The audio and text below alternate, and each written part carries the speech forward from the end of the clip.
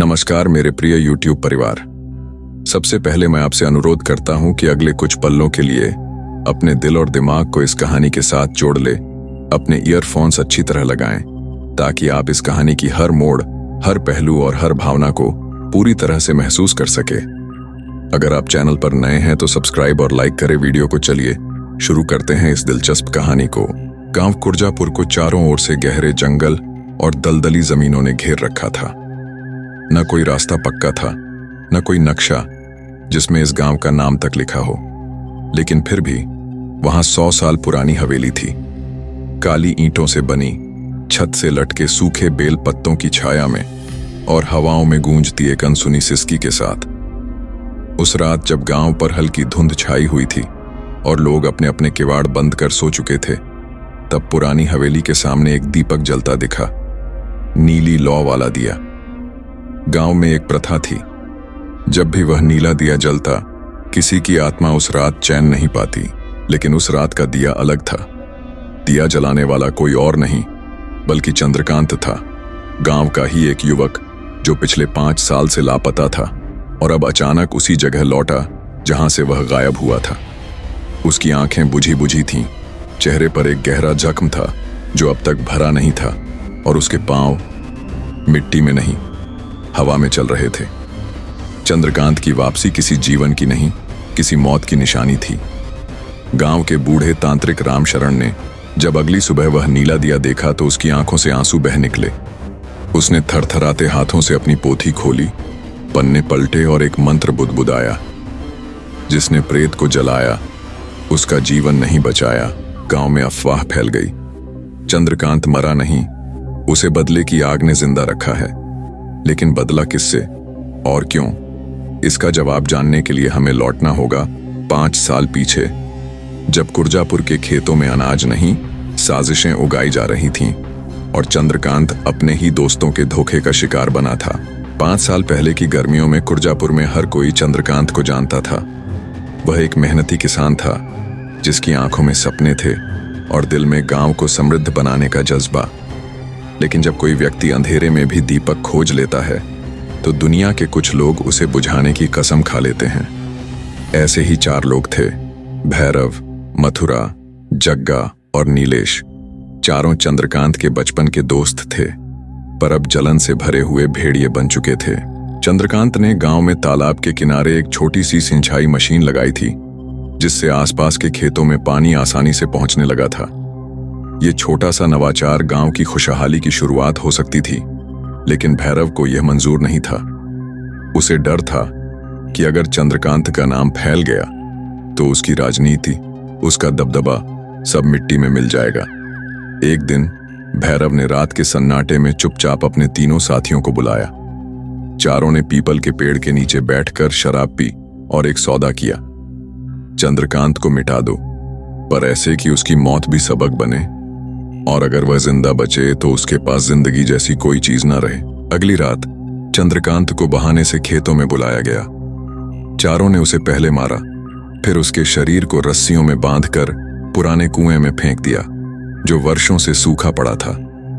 उन्होंने समझा चंद्रकांत अब कभी लौटकर नहीं आएगा, मगर उन्हें नहीं पता था कि जिस कुएं में उन्होंने उसे फेंका था वहां केवल सूखापन नहीं, कोई पुराना शाप भी था। उस कुएं की दीवारों में प्रेत की सांसें कैद थीं, एक स्त्री की आत्मा जो वर्षों पहले उसी गांव में जिंदा जला दी गई थी। जब चंद्रकांत का लहूलुहान शरीर उस कुएं की तली से टकराया तो उस प्रेत की आंखें खुलीं। वह आत्मा जाग चुकी थी और उसने चंद्रकांत से सौदा किया, मैं तुझे जीवन दूंगी, लेकिन तुझे मेरा बदला भी लेना होगा। तेरा बदला, मेरा बदला, दोनों एक हो जाएंगे। चंद्रकांत की टूटी सांसें ठंडी हवाओं में घुल गईं और उसी क्षण उसकी रगों में गर्म खून की जगह काले धुएं ने बहना शुरू किया। उसकी आंखें अब केवल इंसानी नहीं रहीं और उसकी आत्मा एक प्रेत की छाया बन चुकी थी। गांव कुर्जापुर में जब चंद्रकांत के गायब होने की खबर फैली थी तो पहले कुछ दिन लोगों ने चिंता जताई, लेकिन जैसे जैसे हफ्ते बीतते गए उसकी यादें भी मिट्टी में दबती चली गईं। भैरव और उसके साथियों ने अपने चेहरे पर मासूमी का नकाब ओढ़ लिया। गांव की पंचायत में उन्होंने चंद्रकांत की मां को सांत्वना दी, अनाज दिलवाया और खुद को उसका शुभ चिंतक दिखाया। लेकिन चंद्रकांत की मां जानती थी उसका बेटा कहीं गया नहीं, कहीं छुपा दिया गया है। वह हर अमावस्या की रात उस पुराने कुएं के पास जाकर रोती, जमीन पर सिर पटकती और पूछती, कहां गया मेरा चंद्रा? लेकिन जवाब में केवल रात की हवा रोती। 5 साल बीत गए। फिर एक रात अमावस्या की, वही जब नीला दिया पहली बार जला। गांव का नजारा अचानक बदलने लगा। पहली घटना, नीलेश की भैंस जो हर दिन सुबह दूध देती थी, उस रात चिल्ला चिल्ला कर मर गई। उसकी आंखें बाहर निकल आई थीं और जीभ कटी हुई थी। गांव के बूढ़ों ने कहा, यह कोई बीमारी नहीं, ये किसी की चेतावनी है। दूसरी घटना, जग्गा के घर की छत रात को आग जैसी गर्म हो गई। घर के अंदर बैठे सभी लोगों को सांस लेने में तकलीफ होने लगी, मगर बाहर आकर देखा तो ऊपर कुछ भी नहीं था, बस छत से टपकती राख। तीसरी घटना, मथुरा ने देखा कि उसकी बेटी जो सिर्फ 5 साल की थी, रात को नींद में उठी और बोली, पापा, चंद्रा वापस आ गया है। उसने कहा, आप झूठे हो। मथुरा के शरीर से पसीना बहने लगा। वह जानता था उस रात जो कुएं में गिरा था वह अब किसी इंसान की तरह नहीं, किसी छाया की तरह लौट रहा था। और फिर चौथी घटना सबसे भयानक थी। भैरव। उसने एक रात शराब के नशे में खेतों में जाते हुए एक परछाई देखी। वह परछाई उसकी परछाई के ऊपर चल रही थी। जैसे जैसे वह तेज चला, परछाई और गहरी हो गई। अचानक उसने देखा कि उसका अपना साया उससे अलग हो गया है और सामने खड़ा है। उस साये की आंखों में वही नीली लौ थी जो उस दिए में जल रही थी। भैरव चिल्लाया, कौन है तू? उस साये ने जवाब नहीं दिया, बस धीरे से कहा, जिस बदले की कीमत 5 साल से टल रही थी वो आज चुकाई जाएगी। भैरव दौड़कर भागा, लेकिन अगले दिन उसका शव गांव के चौपाल पर लटकता पाया गया। उसकी आंखें पूरी सफेदी में बदल चुकी थीं और चेहरे पर एक अजीब मुस्कान जमी हुई थी। लोग कहते हैं मरते समय उसने अपने शरीर से खुद की परछाई काटी थी। कुर्जापुर के उत्तर में एक पुरानी हवेली थी, जर्जर टूटी हुई, लेकिन आज भी उसकी दीवारों पर वो गूंजें बाकी थीं जो कभी जिंदा इंसानों की हंसी हुआ करती थीं। गांव में कहा जाता था कि उस हवेली को विजय हवेली कहा जाता था, लेकिन अब सब उसे बस भूतिया हवेली कहते थे। चंद्रकांत जब जिंदा था तब वह अक्सर इस हवेली के सामने से गुजरते हुए रुकता, कुछ देर दीवारों को देखता और फिर आगे बढ़ जाता। अब वह चंद्रकांत नहीं था, वह चंद्र प्रेत बन चुका था और उसे याद था वही हवेली, वही तहखाना जहां उसका अतीत हमेशा के लिए दफन कर दिया गया था। 5 साल पहले भैरव और उसके साथियों ने सिर्फ उसे मारा नहीं था, बल्कि उसके सपनों की कब्र भी खोदी थी, उसी हवेली के नीचे। क्योंकि चंद्रकांत ने एक बार उस तहखाने में कुछ देखा था, एक दरवाजा जो लोहे का नहीं, हड्डियों से बना था। उस रात चंद्रप्रेत वापस लौटा हवेली में। दरवाजे चरमरा उठे जैसे वे भी उसे पहचानते हों। उसके पैर अब जमीन को छूते नहीं थे, वे हवा में तैरते थे। वो हवेली अब उसके लिए बंद नहीं थी, वो उसकी आत्मा का हिस्सा बन चुकी थी। जैसे ही वह उस तहखाने में पहुंचा, उसे अपनी ही चीखें सुनाई दी जो मरने से पहले उसने की थीं।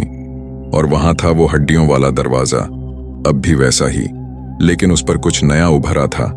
4 चेहरों के निशान, भैरव, मथुरा, जग्गा, नीलेश, और एक जगह खाली थी। चंद्रप्रेत समझ चुका था यह बदला सिर्फ उसका नहीं था। इस हवेली ने भी इन 4 का गुनाह अपनी दीवारों में महसूस किया था। यह हवेली अब उसका साथी बन चुकी थी। तहखाने के बीचों बीच एक काले रंग की पुरानी संदूक थी। चंद्रप्रेत ने जब उसे खोला, उसमें एक लड़की की राख थी और एक टूटा हुआ कड़ा। उसे वो कड़ा पहचान में आया। वो उसी लड़की का था जो 5 साल पहले जिंदा जलाई गई थी, वही आत्मा जिसने उसे फिर से जिंदा किया था। अब सच्चाई पूरी खुलने लगी। वो लड़की भैरव की सौतेली बहन थी, जिसे दहेज के लालच में जिंदा जला दिया गया था। और मथुरा, जग्गा, नीलेश सब उस जुर्म में शामिल थे। उस रात हवेली में हवाएं गूंजती रहीं, दीवारों से खून रिसता रहा और चंद्रप्रेत ने कसम खाई, अब बदला अधूरा नहीं रहेगा। अब तुम सबका अंत इस हवेली में दर्ज होगा।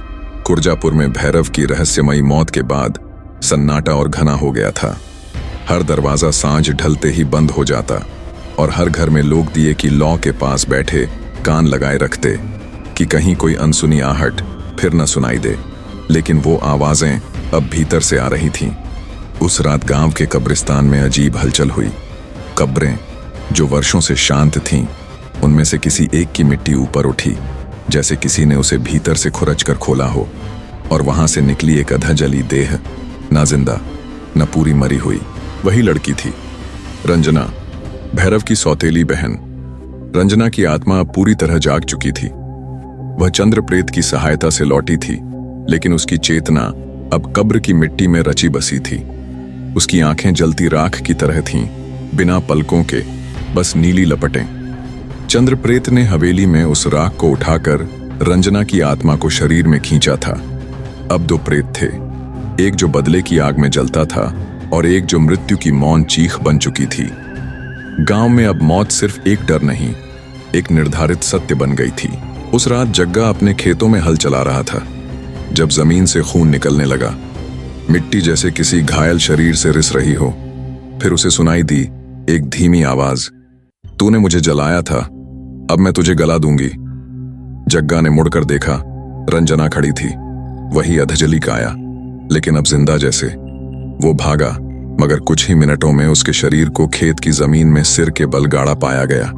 उसकी आंखें खुली थीं और उसका मुंह मिट्टी से ठांसा हुआ। दूसरे दिन गांव वालों ने उस खेत को देखा तो पूरे खेत में गेहूं की बालियां नहीं, नाखून और बाल उगे हुए थे। गांव के महंत ने कहा, अब यह बदला आत्मा से नहीं, मृत्यु की चेतना से लिया जा रहा है। इससे बचना अब किसी के बस की बात नहीं। अब सिर्फ मथुरा और नीलेश बचे थे। गांव में अब रातें काली नहीं, नीली हो गई थीं। हर दरवाजे के बाहर एक नीला दिया जलाया जाने लगा था। महंत ने कहा था कि यह दिया रंजना की आत्मा को संतुलित रखेगा, उसे रोकेगा कि वह गांव के निर्दोषों को नुकसान न पहुंचाए। लेकिन सच कुछ और था। नीले दिए की लौ दरअसल चेतना के द्वार खोलने वाली अग्नि थी। जिस घर के बाहर दिया जलता, वहां आत्माएं आसानी से प्रवेश कर सकती थीं। चंद्रप्रेत को अब यह समझ आने लगा था कि उसकी योजना में सिर्फ बदला नहीं, न्याय से भी आगे की शक्ति जुड़ चुकी थी। इसी नीले दिए की लौ के सहारे अब रंजना उन यादों तक पहुंच सकती थी जो जिंदा रहते हुए उससे छीन ली गई थी। मथुरा, जो पहले ही भैरव की मौत के बाद छिपा बैठा था, अब रातों को चिल्लाने लगा था। उसे सपनों में आवाजें सुनाई देती, मेरे हाथ जलाने से पहले तेरे कांधे जले थे, याद है? फिर एक दिन मथुरा गायब हो गया। उसका शरीर कुएं में मिला, उल्टा लटका हुआ, दोनों हाथ जले हुए और कंधे काले। नीलेश ने जब यह सुना, वो हवेली के पास पहुंचा और जोर से चिल्लाया, जो चाहा था ले लिया तुमने, अब मुझे छोड़ दो। तभी हवेली की खिड़कियों से नीली रोशनी बाहर निकली और उसकी छाती में समा गई। नीलेश जिंदा था, लेकिन कुछ पल बाद उसकी आंखों से खून की जगह नीली आग बहने लगी। वो गांव के बीचों बीच गिरा और कहा, मैंने उसे जलाया था, लेकिन उसने मुझे भीतर से भस्म कर दिया। उसके मरते ही हवेली की छत से एक जोरदार चीख निकली। रंजना की आत्मा अब पूरी तरह मुक्त हो चुकी थी, लेकिन चंद्रप्रेत का बदला अब भी अधूरा था, क्योंकि उसे अब ये समझ आ गया था, भैरव, मथुरा, जग्गा और नीलेश तो सिर्फ मुंह पर लगे नाम थे। असली राक्षस हवेली के तहखाने में ही रहता था। वो कौन था? चंद्रप्रेत अब हवेली में हर कोने को जान चुका था, लेकिन तहखाने के उस अंतिम द्वार तक, जो हड्डियों से बना था, अभी तक उसने प्रवेश नहीं किया था। अब जब चारों हत्यारे मर चुके थे और रंजना की आत्मा मुक्त हो चुकी थी, वो दरवाजा अपने आप खुल गया। वहां था एक अंधेरा गलियारा, जिसमें हवा नहीं थी, बस सांसों की गूंज थी, जैसे किसी ने हजारों आत्माओं की चीखों को दीवारों में भर रखा हो। चंद्रप्रेत जैसे जैसे आगे बढ़ा, दीवारों पर हाथ बढ़ते गए, हड्डियों के कंकाल जैसे दीवार से निकलकर उसे रोकना चाहते हों, पर वो रुका नहीं। आखिर में उसे दिखा एक सिंहासन जो इंसानी हड्डियों से बना था, और उस पर बैठा था एक व्यक्ति जिसका चेहरा इंसान का नहीं, लेकिन आंखें चंद्रकांत की जैसी थीं। वो व्यक्ति बोला, मैं ही वह हूं जिसने हवेली की आत्मा को जन्म दिया। मैं ही वह राजा हूं जिसने मृत्यु के बाद भी शासन नहीं छोड़ा। मुझे कहते हैं कालवृत्त। चंद्रप्रेत ठिठक गया। कालवृत्त ने कहा, तू मरा क्योंकि तूने सच्चाई देखी थी। तूने मेरी दुनिया में झांक लिया था और तेरी मृत्यु इसलिए लिखी गई। पर मैं तुझसे डरता नहीं। मैं चाहता था कि तू बदला ले ताकि मैं तुझे उत्तराधिकारी बना सकूं। चंद्रप्रेत चौंक गया। क्या ये सब, उसकी मौत, रंजना की आत्मा की वापसी, चारों की हत्या, ये सब पूर्व नियोजित था?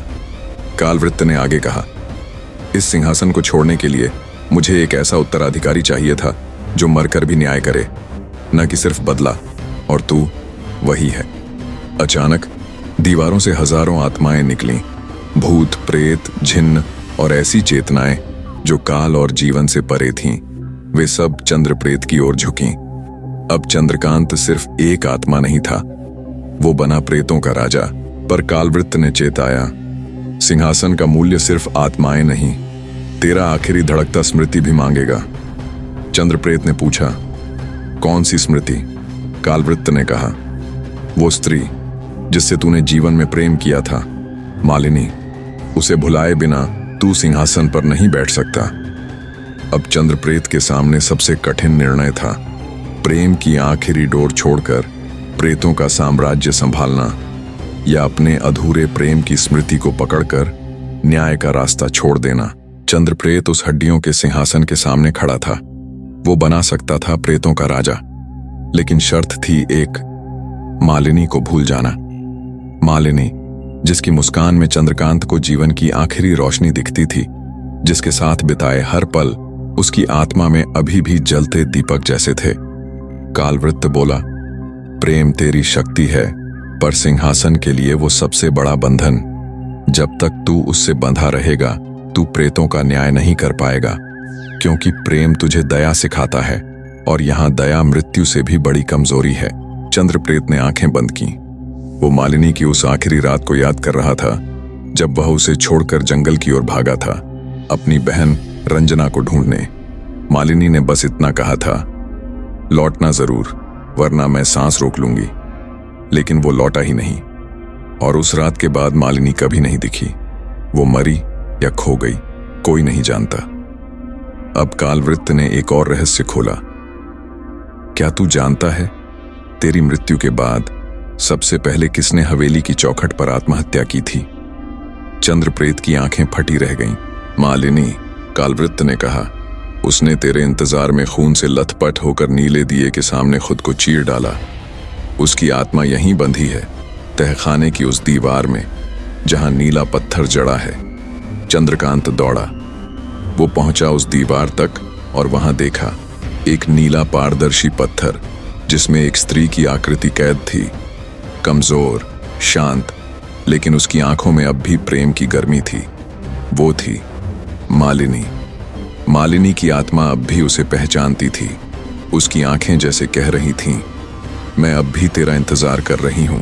कालवृत्त फिर सामने आया और बोला, अब चुनाव कर, या तो इस पत्थर को तोड़ और उसे मुक्त कर, जिससे तू फिर कभी राजा नहीं बन पाएगा, या फिर इस दीवार को ऐसे ही छोड़ दे और सिंहासन पर बैठ जा। चंद्रप्रेत की आत्मा कांप उठी।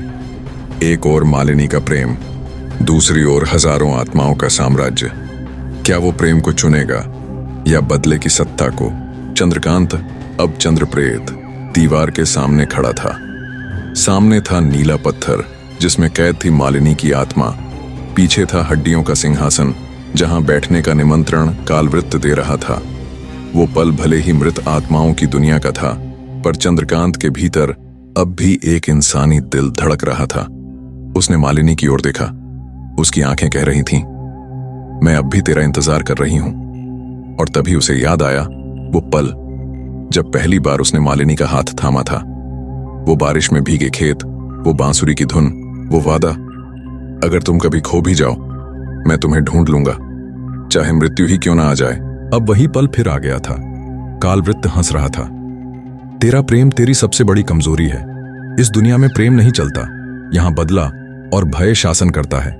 सिंहासन ले ले और उस एक आत्मा को भूल जा, तू अमर हो जाएगा। लेकिन चंद्रकांत अब चुप नहीं रहा। उसने कहा, अगर प्रेम कमजोरी है तो मैं उस कमजोरी को मरते दम तक पकड़े रहूंगा। उसने अपना हाथ बढ़ाया और नीले पत्थर को तोड़ डाला। एक भयानक चमक फैली, हवेली कांप उठी, दीवारें फट गईं, हर कोने से आत्माएं चिल्लाईं, लेकिन उस पत्थर से एक धीमा स्वर निकला। चंद्रकांत। मालिनी की आत्मा आजाद हो चुकी थी। उसने मुस्कुराकर चंद्रकांत को देखा और कहा, अब चलो, जहां प्रेम हो वहां भय नहीं रहता। चंद्रकांत ने उसका हाथ थामा और दोनों आत्माएं धीरे धीरे हवेली की छत से ऊपर उठने लगीं, जैसे चांदनी को छूने जा रही हों। पीछे रह गया कालवृत्त, क्रोधित लेकिन पराजित। उसने सिंहासन की ओर देखा और कहा, तू जा चुका है, लेकिन हवेली अब भी मेरा है। अब मैं नया उत्तराधिकारी ढूंढूंगा। कई सालों बाद हवेली फिर से वीरान हो गई थी, लेकिन उसके खंडहरों में अब भी एक रहस्य जीवित था। हवेली का दृष्टा, कालवृत्त। उसकी आत्मा कभी शांत नहीं हो पाई और उसकी वापसी का समय करीब आ चुका था। लेकिन इस बार हवेली में एक नया आगंतुक था, एक आदमी, आर्यन, जो अपनी जड़ें तलाशने की कोशिश कर रहा था। उसकी दादी ने हमेशा उसे हवेली के बारे में अजीब बातें सुनाई थीं, लेकिन उसने कभी भी इन बातों को सीरियसली नहीं लिया था। वो सोचता था, क्या ये सब महज कहानियां थीं? लेकिन अब जब उसने हवेली के खंडहर में कदम रखा तो उसे महसूस हुआ कि यहाँ कुछ तो अजीब था। हवेली के दरवाजे उसके लिए जैसे एक दूसरी दुनिया के द्वार थे। वह अंदर घुसा और उसका दिल एक अजीब किस्म के भय से कांपने लगा। हर कदम के साथ हवेली की दीवारों से एक कुहासा फैलता जा रहा था, जैसे हवेली अपने पुराने शिकारों के लिए तैयार हो रही हो। आर्यन ने आवाज दी, किसी है? कोई है यहां? उसकी आवाज खामोशी में खो गई। फिर अचानक उसे महसूस हुआ कि किसी के नजरें उसके ऊपर हैं। एक शून्य का एहसास, जैसे किसी ने उसकी आत्मा को पकड़ लिया हो। वह कदम बढ़ाने लगा और हवेली के भीतर की दीवारों में एक अदृश्य शक्ति उसे खींच रही थी। उसके पैर जैसे अपने आप बढ़ रहे थे। हर एक कदम पर उसकी धड़कन तेज हो रही थी।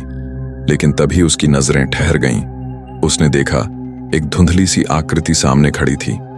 यह वह आकृति थी जिसे वह कभी अपनी दादी से सुनी थी, मालिनी। लेकिन वह पूरी तरह से स्वतंत्र नहीं थी। उसकी आंखें आर्यन से संवाद कर रही थीं, लेकिन वह बोल ही नहीं रही थी। आर्यन की सांस रुक गई।